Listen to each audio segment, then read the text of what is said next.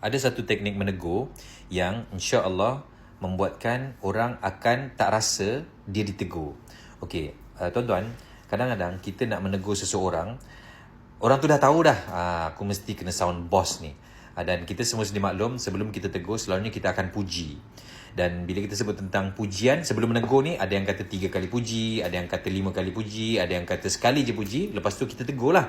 Dan masalahnya, yang tu betul lah. Masalahnya, bila kita nak memuji seseorang dan kita nak tegur, gap antara puji dan juga tegur tu adalah tapi. So, itu yang staff kita ataupun tim kita akan tahu, kena sound ni, bos aku sajalah puji-puji, mesti kena sound. Memang betul. Sebab apa? Sebab kita letakkan tapi.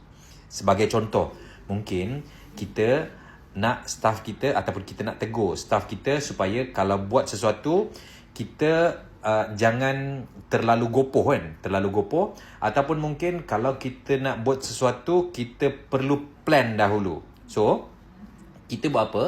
Kita puji staff kita. Mungkin staff kita nama Aming, contohnya Aming.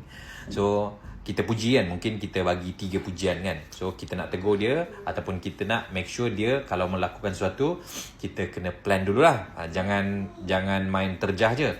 So, kita pun kata, Aming, saya kan Ming, nak bagi tahu you ni kalau kerja mesti tip top. Itu yang saya respect dengan Aming ni.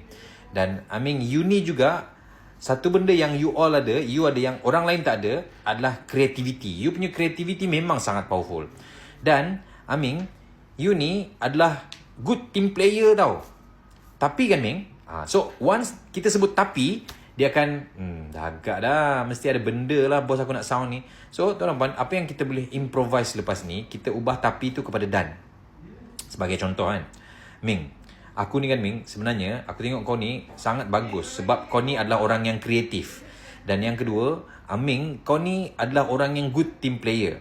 Dan Aming, aku sebenarnya suka dengan kau sebab kau ni adalah seorang yang loyal tau. Dan Aming, kau akan lebih power kalau kau sebelum buat sesuatu kau plan dulu. So, kalau tuan-tuan perasan, saya akan letakkan dan kau akan lebih power.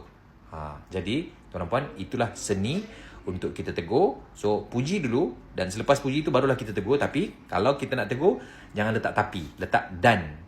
Alright, so you all dapat something tak? Kalau dapat, cek komen, dapat. Dan tuan-tuan, untuk makluman anda, saya punya program ada je. Dan program saya, kalau anda nak tahu, anda boleh klik link di bio. Dan insya-Allah ada banyak program-program kita, antaranya Communication Level Up, antaranya program NLP dan program Public Speaking. So, sekali lagi, you all boleh klik link di bio sekarang. You all nak improve your communication skill? Join Communication Level Up sebab dekat situ kita akan bahas teori dan praktikal sekali. So, register sekarang.